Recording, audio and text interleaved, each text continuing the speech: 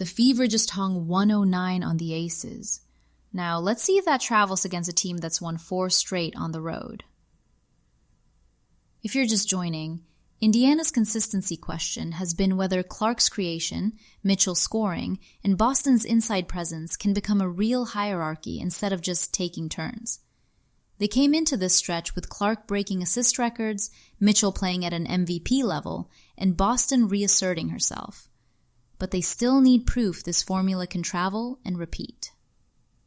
This is Indiana Fever Daily, Power Ranking Love, a national MVP push for Mitchell, and Golden State strolling in chasing road win number 5. Tonight's the receipt check. We're staying on Fever Contender Consistency Test. Follow the show and you won't miss what comes next.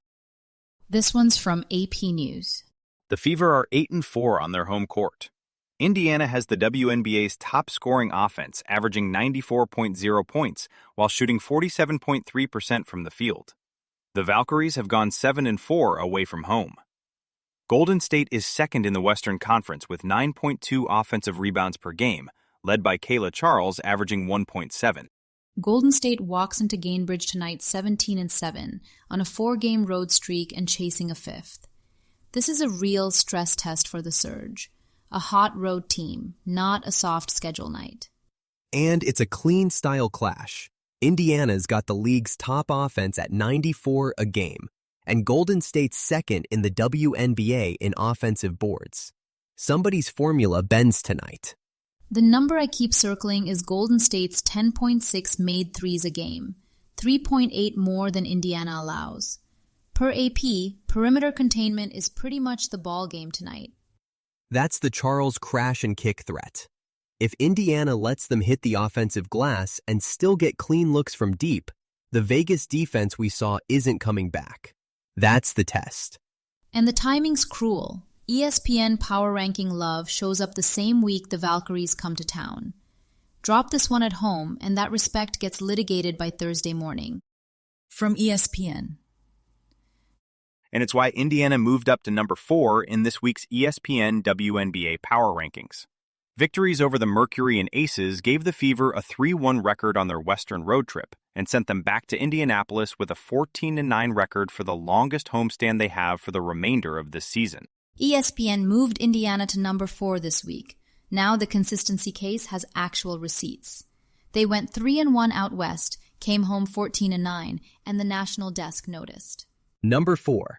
And the reward for that trip is Golden State walking into Gainbridge Wednesday. Number 1 in these rankings 2 weeks running.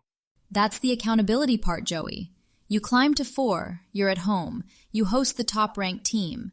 And if you drop it, the credibility question comes right back. What kills me is the Mitchell quote sitting right in this piece. After the LA loss, 106-92, she said, "Getting the ball out of the net every possession, you're discombobulated." That's from the same trip that got them ranked. Right. The ranking rewards the road wins, but Mitchell's pointing at the defensive floor. Golden State's the first opponent on this homestand that can show whether that floor is actually higher. Here's Chloe Peterson at NBC Sports. Caitlin Clark had 12 points, 7 rebounds, and 6 assists.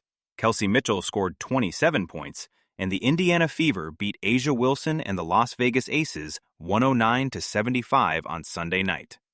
Mitchell became the 5th player in WNBA history to score at least 25 points in 6 consecutive games, joining Wilson, Tina Charles, Arike Ogunbowale, and Maya Moore. 109-75 over the defending champs. Second biggest win in Fever franchise history. Against Asia Wilson's Aces, in their building. Mitchell had 27. Clark filled the sheet. 12, 7 boards, 6 assists. The scoring didn't lean on one name, and that's the part that travels. And Sophie Cunningham's name is right there in the headline, too. That third piece of the balance is finally getting a spotlight moment. Right. Vegas is a real defense. Tonight we find out if that balance holds up against Golden State, the team we just said has won 4 straight on the road. Indiana's getting real power ranking respect, and the wins are stacking up even when Caitlin Clark is hurt or resting. So what's driving it? Is it the defense, the Mitchell-Boston-Cunningham scoring balance, Or are we watching a team catch fire against a softer stretch of schedule? I'd start with the scoring balance because that's the piece that feels most repeatable. Look at the Aces blowout Sunday, 109-75 over the defending champs, where Kelsey Mitchell dropped 27, Aaliyah Boston went for 19 and 11, and Sophie Cunningham hit 6 threes for 20, while Clark was basically in a support role with 12 points and 6 assists, per the Fox Sports game report. Mitchell's run right now is historic. She became just the 5th player in WNBA history to score at least 25 points in 6 consecutive games, joining A'ja Wilson, Maya Moore, Arike Ogunbowale, and Tina Charles. And it's not only happening with a full roster.